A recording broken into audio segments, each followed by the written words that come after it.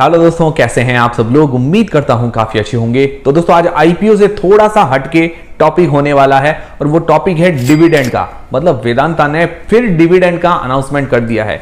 जी हाँ दोस्तों, वेदांता बहुत ही जानी मानी कंपनी है डिविडेंड के लिए। मतलब डिविडेंड बहुत ज्यादा देती है और इसके लिए बहुत ज्यादा फेमस है वेदांता का शेयर। तो वेदांता के अंदर डिविडेंड का जो अनाउंसमेंट हुआ है 18 रुपए 50 पैसे पर शेयर पर हमें डिविडेंड मिलेगा। मतलब हमारे पास अगर 100 शेयर होंगे तो 1850 रुपए डिविडेंड मिलेगा, 1000 शेयर होंगे तो 18,500 रुपए हमें डिविडेंड के रूप में मिलेंगे। तो ये कैसे मिलेंगे, कब मिलेंगे, कौन सी डेट पर हमें ये शेयर लेना है, इसकी सारी जानकारी लेंगे। और लॉन्ग टर्म के लिए क्या वेदांता का शेयर अच्छा है या नहीं है, हमें इसके अंदर इन्वेस्ट करना चाहिए या नहीं करना चाहिए, सारी चीजें क्लियर करेंगे। मतलब वेदांता के शेयर का पूरा सच जानेंगे इस वीडियो के अंदर। तो दोस्तों अगर वेदांता के डिविडेंड की हिस्ट्री की अगर बात करें, लास्ट ईयर का अगर डिविडेंड काउंट करते हैं, मतलब FY23 का, अभी 1 अप्रैल 2023 से FY24 लग गया है, मतलब फाइनेंशियल ईयर 2024 लग गया है। और 1 अप्रैल 2022 से लेकर 31 मार्च 2023 तक FY23 था। तो FY23 के अंदर वेदांता ने कितना डिविडेंड दिया है, तो उसने लगभग हर 4 क्वार्टर के अंदर ही डिविडेंड दिया है। तो पहले क्वार्टर के अंदर जो उसने डिविडेंड दिया था 31 रुपए 50 पैसे, दूसरे क्वार्टर के अंदर 19 रुपए 50 पैसे, तीसरे क्वार्टर के अंदर 17 रुपए 50 पैसे, चौथे क्वार्टर के अंदर 12 रुपए 50 पैसे। मतलब जैसा इनको प्रॉफिट होता है हर क्वार्टर के अंदर, उस हिसाब से ये डिविडेंड जो है बांट देते हैं। तो इनका टोटल मिलाते हैं तो FY23 के अंदर करीबन 81 मतलब 81 रुपीज जैसा डिविडेंड दिया है वेदांता के शेयर ने। मतलब जिसके पास भी वेदांता के 100 शेयर थे तो सालाना उसको 8100 मतलब 8100 रुपीज 8100 रुपए डिविडेंड के रूप में मिले हैं। मतलब बहुत ही जबरदस्त मिला है FY23 के अंदर। और इससे पिछले ईयर की काउंट करें तो पिछले ईयर के अंदर भी काफी अच्छा डिविडेंड देखने को मिला है। तो मतलब 31 मार्च 2023 तक टोटल 81 रुपए का डिविडेंड मिला है। लास्ट ईयर में 81 रुपए का डिविडेंड।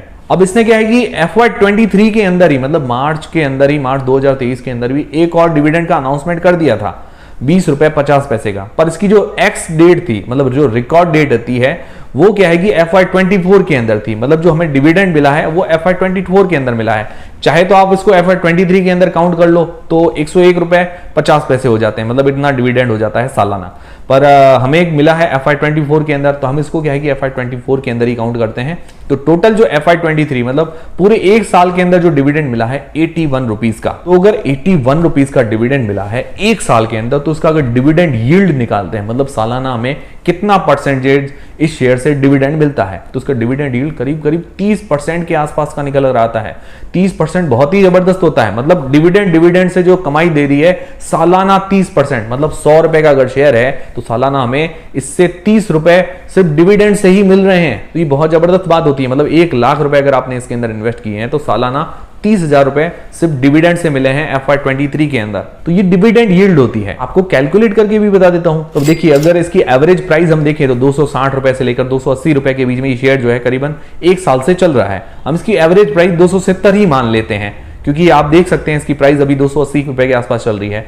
थोड़े टाइम पहले 260 रुपए के आसपास चली थी। 260 से लेकर 280, तो एवरेज प्राइस 270 मान लेते हैं। तो 270 इसकी एवरेज प्राइस है।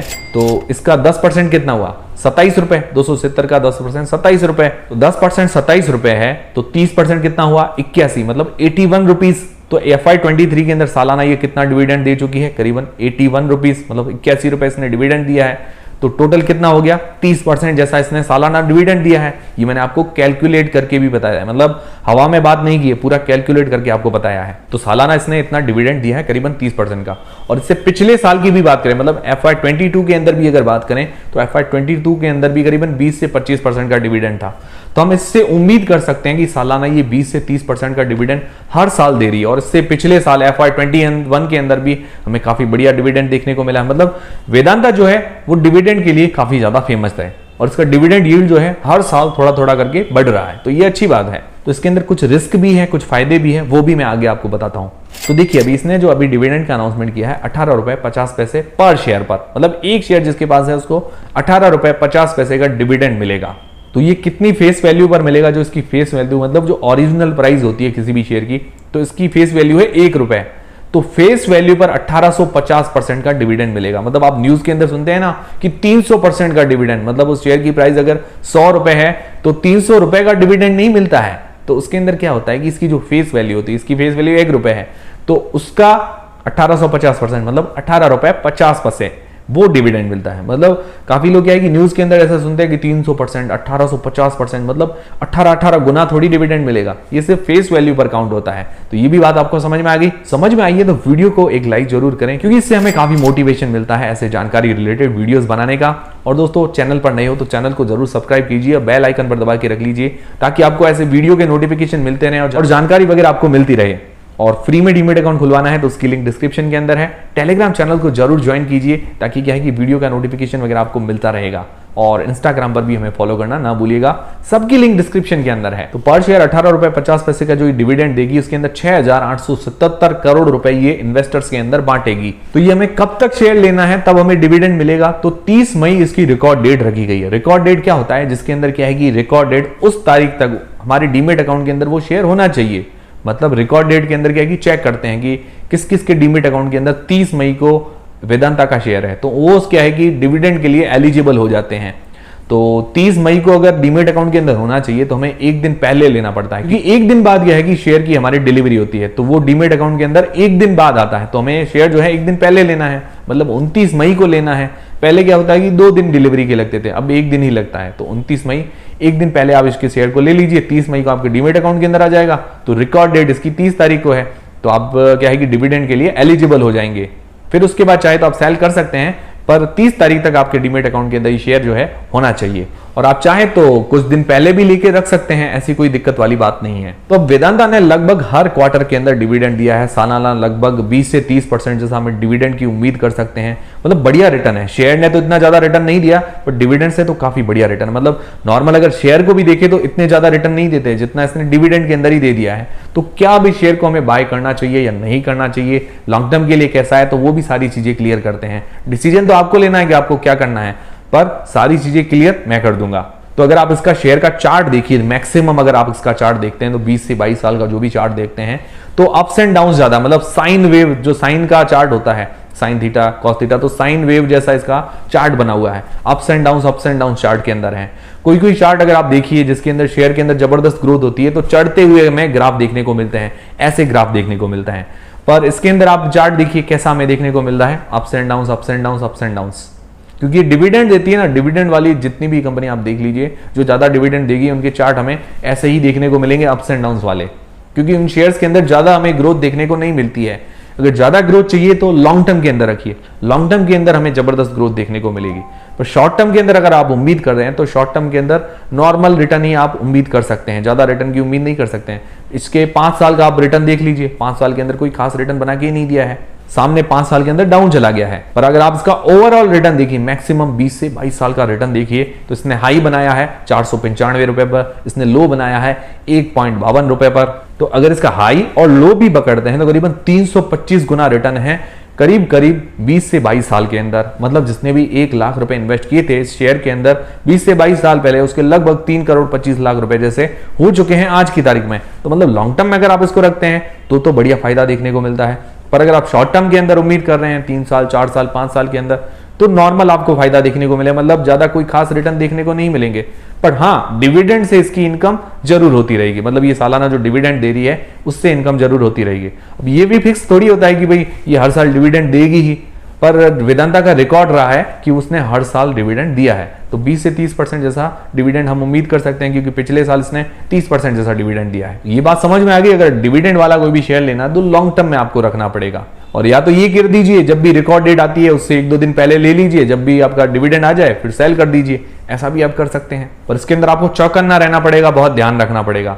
और शेयर प्राइस क्या है कि धीरे धीरे करके, मतलब लॉन्ग टर्म में थोड़ी थोड़ी करके बढ़ती ही है, घटती नहीं है। तो ये बात भी आपको समझ में आ गई कि इसका शेयर का परफॉर्मेंस कैसा है। समझ में आती जाए तो लाइक करते जाइए। फिर दोस्तों अगर इसके फाइनेंशियल्स देखें तो रेवेन्यू प्रॉफिट के अंदर साल दर साल ग्रोथ है। पर अभी इस साल का FY22 से FY23 के अंदर देखें तो रेवेन्यू के अंदर तो अच्छी ग्रोथ देखने को मिली है, पर प्रॉफिट थोड़ा सा डाउन हुआ है। पर ये ज्यादा नेगेटिव बात नहीं है। इसके अंदर सबसे नेगेटिव पार्ट जो मुझे लगी इसके शेयर होल्डिंग पैटर्न के अंदर। शेयर होल्डिंग पैटर्न के अंदर अगर इसकी प्रमोटर की होल्डिंग देखें तो 68.11% की है, जिसके अंदर पूरी की पूरी होल्डिंग जो है प्लेज है। प्लेज मतलब होता है गिरवी रखी गई है। गिरवी क्यों रखते हैं? लोन लेने के लिए। तो इस कंपनी के ऊपर काफी ज्यादा लोन है और पूरी की पूरी जो प्रमोटर मतलब जो कंपनी के मालिक होते हैं उनकी होल्डिंग जो है प्लेज है।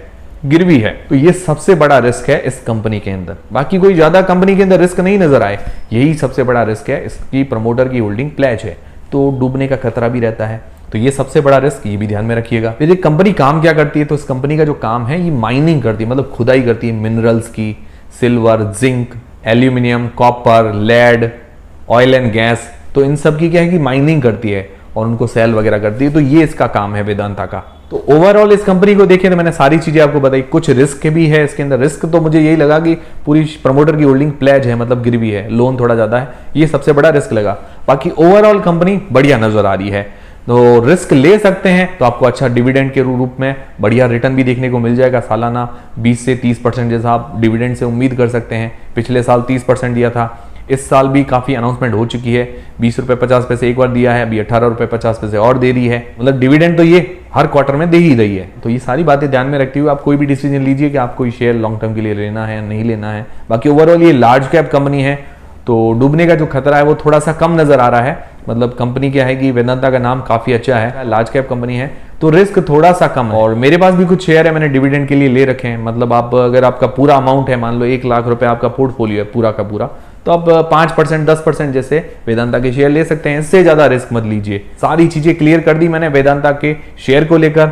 अब आप मुझे कमेंट करके ये बताइए कि क्या आप वेदांता के शेयर के अंदर इंटरेस्टेड हैं, मतलब डिविडेंड लेने के लिए इंटरेस्टेड हैं या नहीं है, वो मुझे कमेंट करके जरूर बताइए। और वीडियो अगर पसंद आया है, सारी चीजें क्लियर हुई है, तो वीडियो को लाइक जरूर करें, चैनल को सब्सक्राइब कर लें, बेल आइकन पर दबा के रख लें और टेलीग्राम चैनल को जरूर ज्वाइन करें ताकि वीडियो का नोटिफिकेशन मिलता रहे। और फ्री में डीमैट अकाउंट खुलवाना है तो उसकी लिंक डिस्क्रिप्शन के अंदर है। इंस्टाग्राम पर भी हमें फॉलो करना ना भूलिएगा, उसकी भी लिंक डिस्क्रिप्शन के अंदर आपको मिल जाएगी। मिलते हैं दोस्तों अगले वीडियो के अंदर।